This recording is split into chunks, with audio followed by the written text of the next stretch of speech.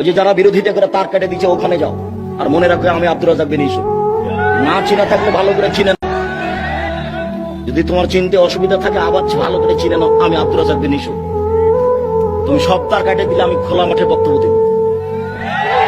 কিছু করার নাই, কিছু করতে হলে উপরে বলতে হবে। উপরে যতদিন পর্যন্ত সিদ্ধান্ত পরিবর্তন না হবে তুমি কেন তোমার বাপও কিছু করতে পারবে না। তুমি 14 গোষ্ঠী মিলে কিছু করতে পারবে না, হারিয়ে যেতে হবে। হারিয়ে আছো। সারা বংশ দেশ এলাকা মিলে কিছু করতে পারবে না, হারিয়ে আছো। এক জামিয়া সালাফিয়া সারা দেশ দখল করে আছে, ইনশাআল্লাহ আলহামদুলিল্লাহ সারা দেশ দখল করে আছে। তুমি প্রতিষ্ঠান খুঁজে বের করো কোথায় কোন কওমি মাদ্রাসায় 300 জন শিক্ষক শিক্ষিকা আছে। এদেশের কোন প্রতিষ্ঠান আছে? এদেশের কোন প্রতিষ্ঠানে 32 লক্ষ টাকা মাস বেতন লাগে? তুমি বুঝতে পারছো না?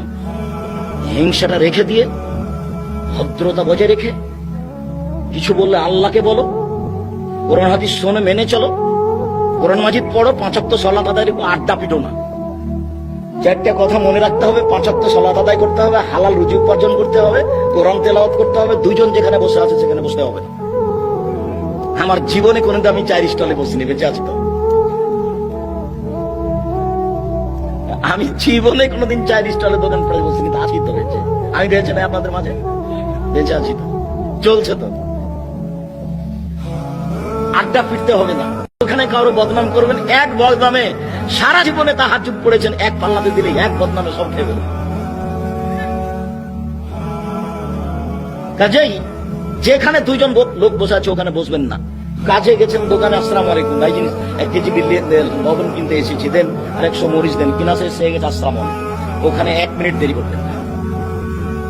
ওখানে কারো বদনাম হচ্ছে, খালি যদি বলেন আসলেই খারাপ, ঠিকই বলেছিস, আসলেই খারাপ, আর রেহাই হবে না।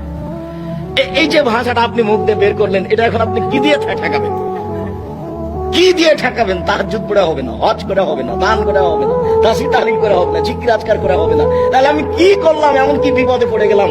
আপনি যার ব্যাপারে বলেছেন আমি ঠিকই বলেছিস, আসলেই খারাপ, তার হাত ধরে বলতে হবে, ক্ষমা করলে হবে না, বিচার মাঠ অনেকে নিয়ে নেবে।